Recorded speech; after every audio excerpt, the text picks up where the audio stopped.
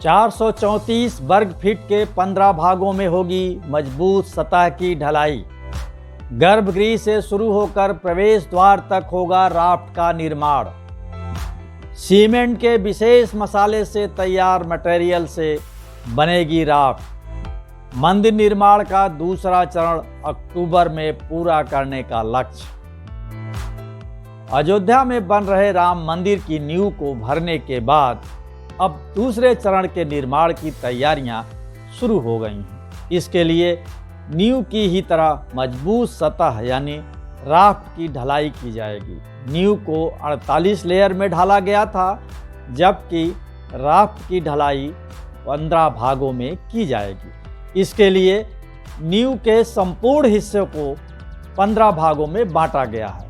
एक भाग का क्षेत्रफल करीब 434 वर्ग फीट है। इस बीच इसकी सतह पर शटरिंग का काम चल रहा है। ढलाई का काम सबसे पहले गर्भगृह की तरफ से किया जाएगा। इसका मुख्य कारण पश्चिम से पूरब दिशा की ढाल का होना है। राफ्ट की ढलाई के लिए भी विशेष प्रकार के मसाले का इस्तेमाल होगा। राम जन्मभूमि ट्रस्ट का लक्ष्य है कि राफ्ट की ढलाई का काम हर हाल में अक्टूबर माह में पूरा कर लिया जाए। राम मंदिर का निर्माण के इस विशेष शो में आइए जानते हैं इस हफ्ते मंदिर निर्माण की प्रगति रिपोर्ट।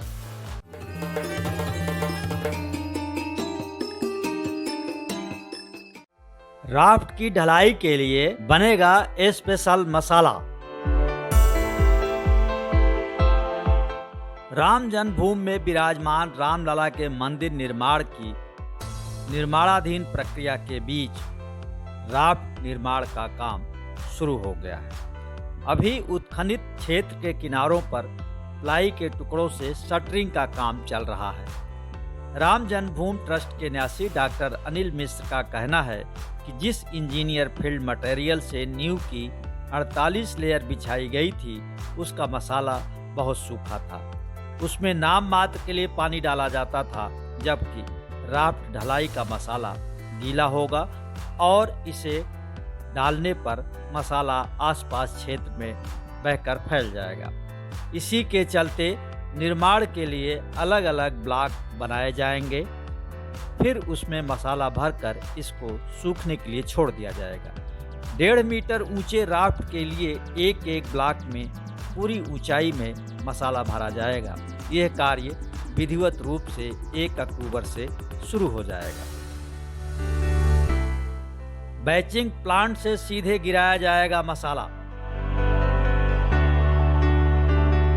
राफ्ट ढलाई के लिए सीमेंट के मसाले की ढुलाई काफ़ी श्रमसाध्य होगी। इसके साथ ही मसाले की ढुलाई काफ़ी महंगी भी पड़ रही है। इसलिए L&T बैचिंग प्लांट यानी कंक्रीट संयंत्र से मसाले को मिलाने के बाद कंक्रीट पंप के जरिए सीधे निर्माण स्थल से ब्लॉक में गिराया जाएगा। बैचिंग प्लांट से मंदिर निर्माण स्थल की दूरी करीब 2 किलोमीटर के बीच है। इसके चलते बैचिंग प्लांट जहां मसाला तैयार होगा, वहां से लेकर निर्माण स्थल तक मोटी पाइपलाइन बिछाई जाएगी। इसी तरह का प्रयोग रामपेड़ी के रिमॉडलिंग के दौरान किया गया था, जिसमें सरयू नदी के मध्य में ड्रेजिंग मशीन से बालू निकालकर रामपेड़ी के नहर में सैंड फिलिंग कराई गई। ये माल ढुलाई के मुकाबले बहुत सस्ती प्रक्रिया थी।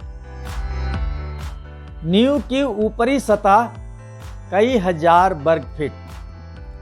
राम मंदिर की नींव की ऊपरी सतह कई हजार वर्ग फीट में है। इसी पर राफ्ट तैयार होगा। राफ्ट की कुल ऊंचाई 5 फुट होगी। पूरे क्षेत्रफल में मजबूत सतह की ढलाई 1 माह के भीतर कर लेने की योजना है। इसी के साथ मंदिर निर्माण के तीसरे चरण की तैयारियों पर भी काम शुरू हो गया है। राफ्ट की ढलाई के बाद इसे सूखने में कुछ वक्त लगेगा। फिर राफ्ट पर ही 15 फीट ऊंची प्लिंथ बनाई जाएगी। इसमें मिर्जापुर के पत्थर का इस्तेमाल होगा। प्लिंथ के निर्माण में कुल 5 लाख घन फुट पत्थर लगेगा। इसके बगल में ग्रेनाइट की 3 लेयर बनाई जाएगी। फिलहाल प्लिंथ में 4 गुणा 2 फीट के पत्थरों के कुल 30,000 ब्लॉक लगाए जाने हैं। ग्रेनाइट के लिए बेंगलुरु की संस्था को ऑर्डर दे दिया गया है। मिर्जापुर से गढ़े पत्थरों की आवक भी शुरू हो गई है। 25 डिग्री सेल्सियस पर होगी राफ्ट की ढलाई। राम मंदिर की नींव पर ही 5 फीट ऊंची राफ्ट ढाली जाएगी। इसे 25 डिग्री सेल्सियस तापमान पर ढाला जाएगा। एक बात और, ढलाई सिर्फ रात में ही होगी। मंदिर की नींव भी 30 से 35 डिग्री सेल्सियस पर ढाली गई थी। इसी तरह राफ्ट की ढलाई के लिए भी तापमान तय है। इस पैमाने को बरकरार रखने की अनिवार्यता के मद्देनजर ही ढलाई का काम रात में होगा। श्री राम जन्मभूमि तीर्थ क्षेत्र ट्रस्ट के महासचिव चंपत राय के अनुसार राफ्ट की ढलाई का मटेरियल नींव की लेयर के मटेरियल से अधिक गुणवत्ता वाला होगा। नींव की अपेक्षा इसमें अधिक सीमेंट का प्रयोग होगा। फ्लाई ऐश व स्टील प्लांट के स्लैग को भी मिश्रित किया जाएगा। स्लैग विशेष प्रकार का पदार्थ है। ये स्टील प्लांट के वेस्ट मटेरियल को पीस कर तैयार किया जाता है। 8 डिग्री सेल्सियस पर मिक्स होगा मटेरियल। राफ्ट की ढलाई आईआईटी के विशेषज्ञों की बताई गई तकनीक पर की जाएगी। इसके लिए 2 चिलिंग प्लांट बनाए गए हैं। इन्हीं प्लांटों में 8 डिग्री सेल्सियस तापमान पर मटेरियल की मिक्सिंग होगी। इसके लिए बड़ी मात्रा में बर्फ का भी प्रयोग होगा ताकि तापमान नियंत्रित रखा जा सके। मटेरियल के जानकारों के अनुसार सतह की मजबूती के लिए निर्धारित तापमान पर ही ढलाई की जाती है। यदि तापमान में अंतर आ जाता है तो इसकी वजह से ढाली गई सतह में दरार आने की संभावना रहती है। इससे बचने के लिए राम मंदिर की राफ्ट की ढलाई के वक्त निर्धारित तापमान को बरकरार रखने का हर संभव प्रयास किया जाएगा ताकि आगे चलकर कोई परेशानी न आए। राम मंदिर निर्माण के लिए 115 देशों से पहुंचा पानी। राम मंदिर निर्माण के मसाले में उपयोग के लिए 7 महाद्वीपों के 115 देशों से पवित्र धाराओं, नदियों और समुद्रों का पानी रामनगरी पहुंच चुका है। ये पानी मुसलमानों, बौद्धों, सिखों, यहूदियों और हिंदुओं सहित सभी धर्मों के लोगों द्वारा एकत्र किया गया है। अभी 77 देशों के विभिन्न जल स्रोतों से पानी आना बाकी है।